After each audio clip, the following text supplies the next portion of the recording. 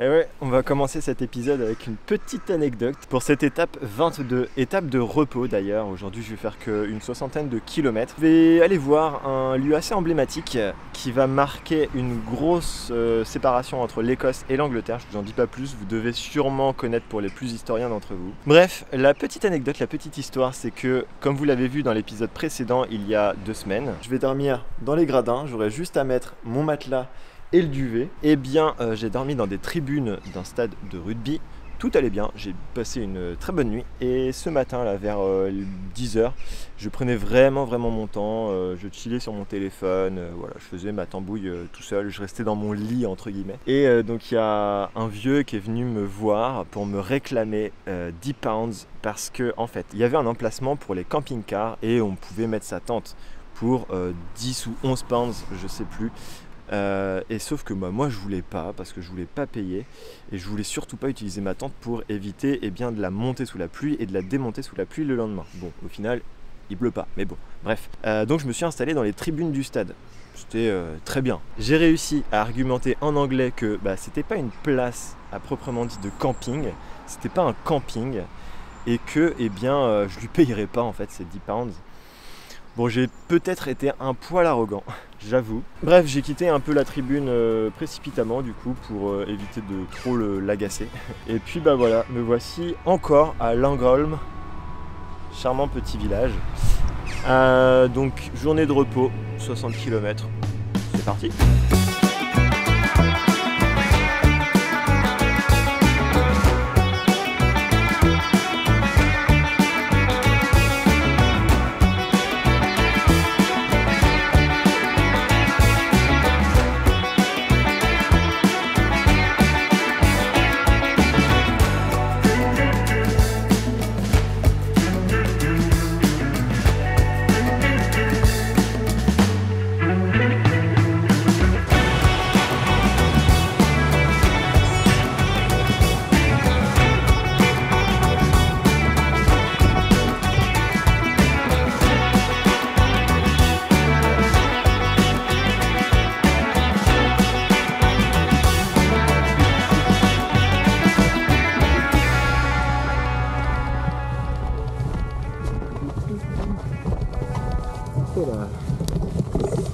Alors là, ça va pas passer là.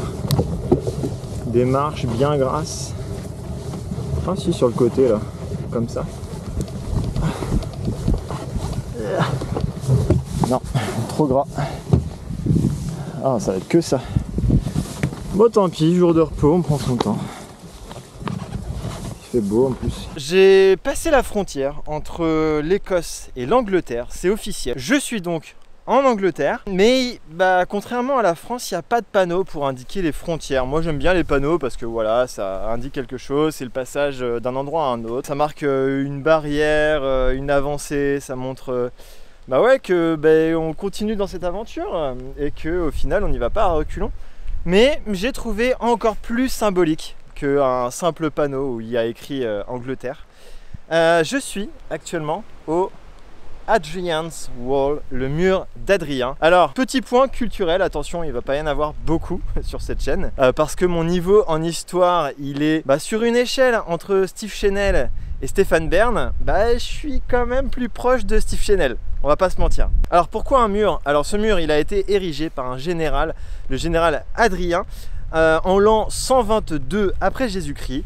Sa construction a duré à peu près 10 ans et elle servait à repousser les barbares venus de Calédonie. Alors, la Calédonie, rien à voir avec la Nouvelle-Calédonie de France. C'était anciennement l'Écosse, si vous préférez. Les Calédoniens, c'était un peu les Écossais. Et ces barbares, c'était donc les Calédoniens. Donc les Anglais, pour repousser les Calédoniens, ou du moins pour éviter leur progression venue du Nord, ils ont construit et fondé cet immense mur qui est long de 117 km et qui s'étend de la mer d'Irlande jusqu'à l'embouchure du fleuve que j'ai oublié d'ailleurs, j'ai oublié le nom du fleuve. Donc voilà, je trouve que c'est immense et surtout à l'époque où ça a été construit, ça faisait à peu près 4 mètres de haut. Donc vous dire, un mur de 4 mètres de haut sur 117 km de long, avec toutes les collines qu'il y a en Angleterre, parce que oui, il y a plein de collines. Et vu le temps de merde qu'il y a en Angleterre, c'est-à-dire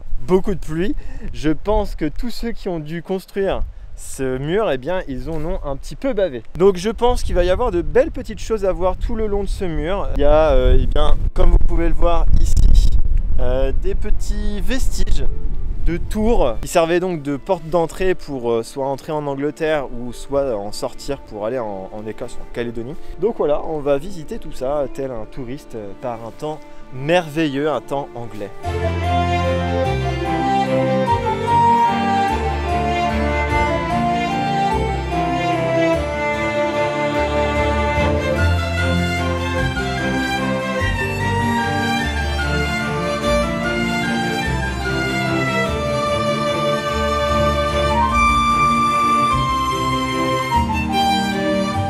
Je termine cette étape de repos pluvieuse avec 60 km et surtout avec beaucoup d'énergie pour parcourir le reste de mon aventure anglaise très difficile.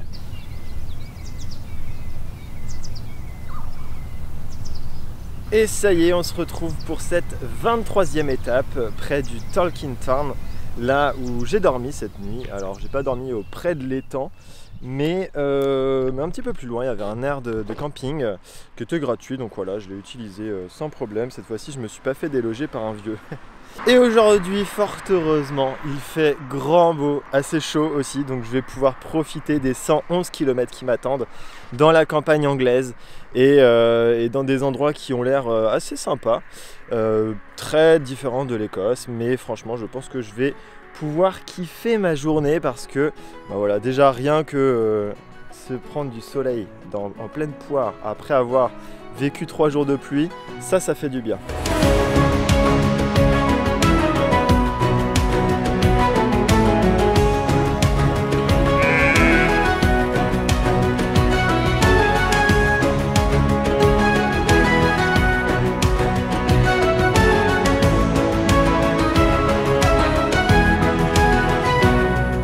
Le retour du gravel là, let's go!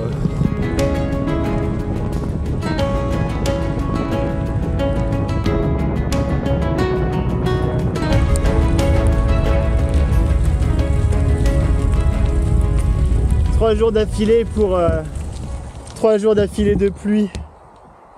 Et oui, enfin, le beau temps. Le beau temps et le kiff suprême dans les chemins. Ah, ça fait tellement du bien. Aïe aïe aïe! Des petits chemins, du soleil, du moins du beau temps. Voilà, je suis en Angleterre.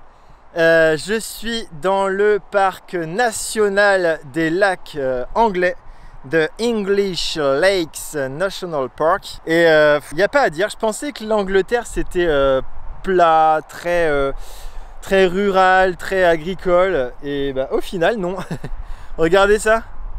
Il y a des petites collines qui s'apparentent à des petites montagnes. Et puis bah, des lacs, évidemment, parce que je suis dans le parc national des lacs d'Angleterre. Donc évidemment, il y a des lacs et heureusement qu'il y a des lacs. Et c'est magnifique tout plein. Et franchement, je suis content d'avoir ce temps et puis de passer dans des endroits comme ça. Franchement, c'est que du bonus depuis l'Écosse. Maintenant, c'est voilà, que du kiff total. J'ai fait cette aventure principalement pour aller en Écosse, pour voir les paysages écossais. Et l'Irlande, c'était du bonus avant. Et l'Angleterre, Pays de Galles, ça sera du bonus après. Donc voilà, quand je tombe là-dessus, eh bien, je suis hyper content. Et en plus, les traces gravel sont sèches, bien roulantes, et c'est le kiff ultime.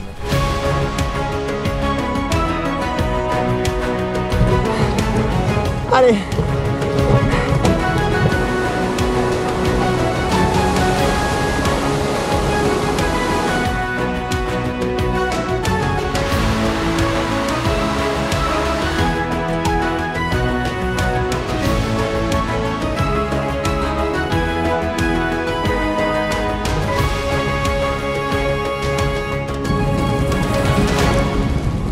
Ok, let's go. Yeah. Aucune anticipation en termes de changement de vitesse. Ah oui, bah, j'avais la plaque. Wow, c'est un peu caillouteux. Gauche.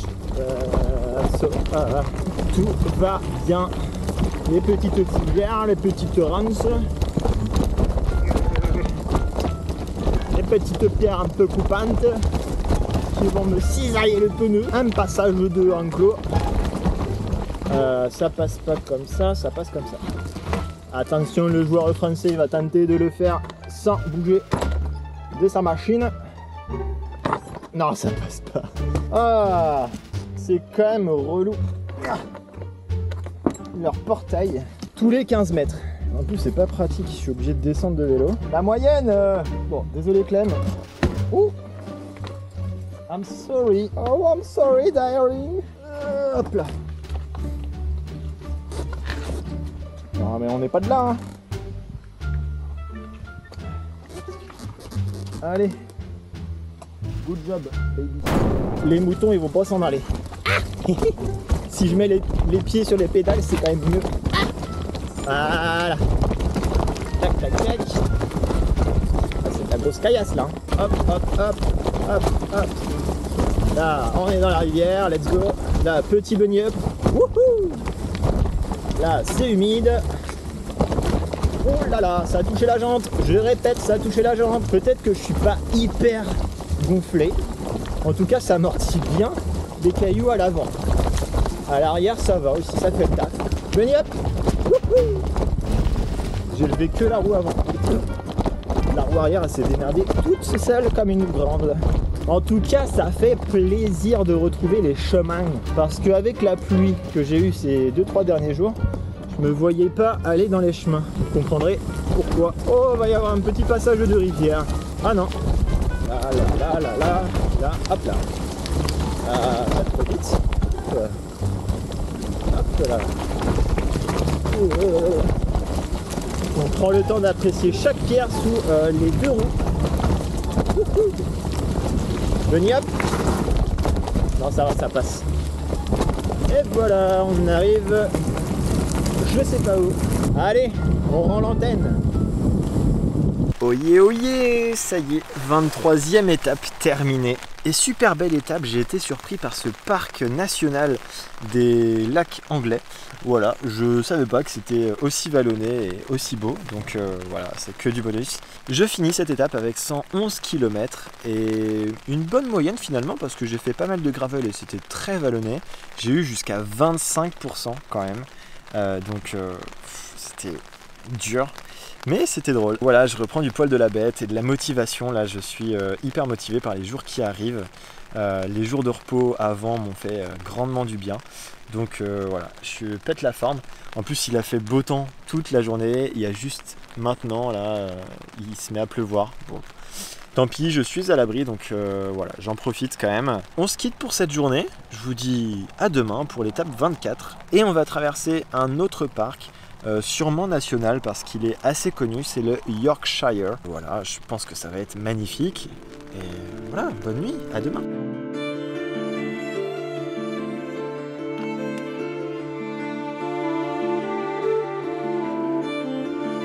Allez, c'est parti pour cette 24e étape et je suis dans le Yorkshire National Park.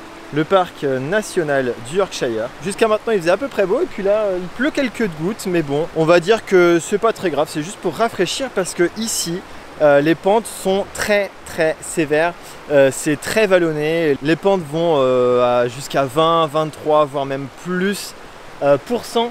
Ouais, bah, je vais pas tarder à mettre ma tenue de pluie parce que là il pleut vraiment beaucoup et les collines sont morcelées par des terrains où paissent bien les moutons, ce qui est un peu l'emblème ici de ce parc national. Bref, je m'habille et puis bah, je reprends la route.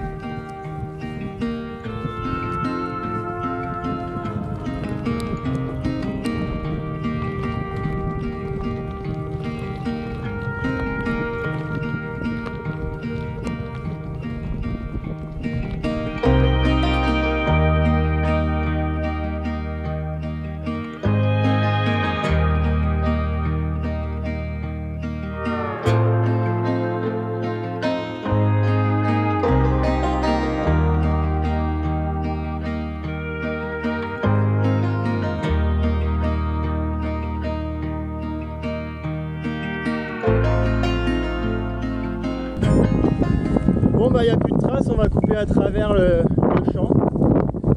Ça va que c'est pas trop la galère comme j'ai pu avoir en Écosse. À part éviter les crottes de moutons, ça va. Ah bah ils se battent. Arrêtez de vous battre.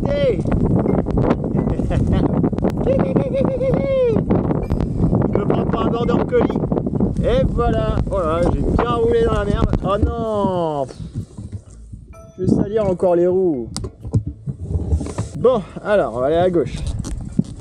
Clémentine, désolé, mais entre les roues et mes chaussures, je privilégie mes chaussures. Ah là là, il y a à peine des pierres pour poser les pieds. Ah, et puis il y a bien plu en plus. Miam, miam. Un mélange de caca. Moi je prendrais bien le bout de tôle là-bas. On va prendre le bout de tôle là-bas. Hop, je vais poser Clémentine. Alors pas dans le caca. Là. Là, ça m'a l'air pas mal. Ah bah la roue. La roue elle a plongé dedans. On va prendre le bout de tôle.